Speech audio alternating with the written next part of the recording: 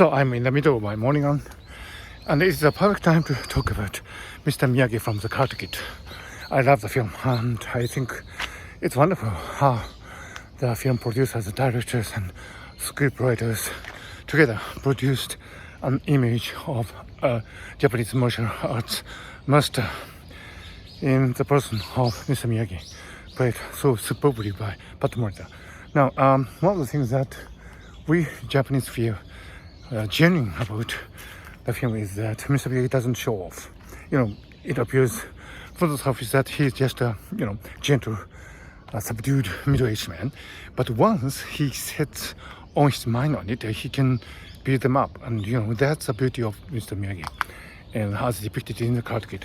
And this idea of somebody who is strong but who doesn't show off has been going on in Japan, I think, for hundreds of years, and especially since the Edo era, when the samurai ruled Japan with a shogun at the top.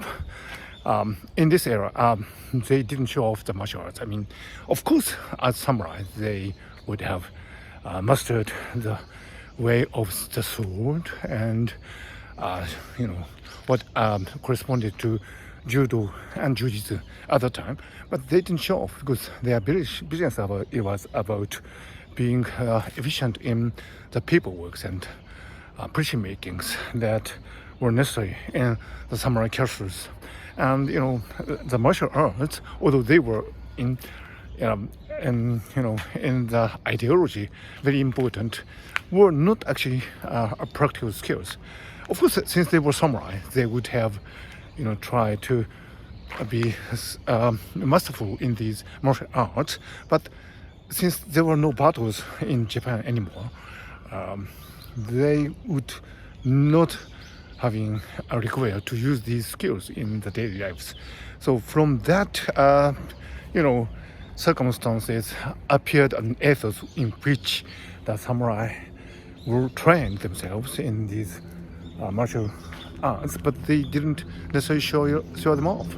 So that's the ancestor of Mr. Miyagi in the Karate Kid. I mean, you are a master of some skills, but you do not show them off, because showing them off would be considered too vulgar and not mastery. Especially if you are the ruling class in a harmonious and peaceful society. So with that thought, I keep my morning run. It's rather chilly in Tokyo this morning.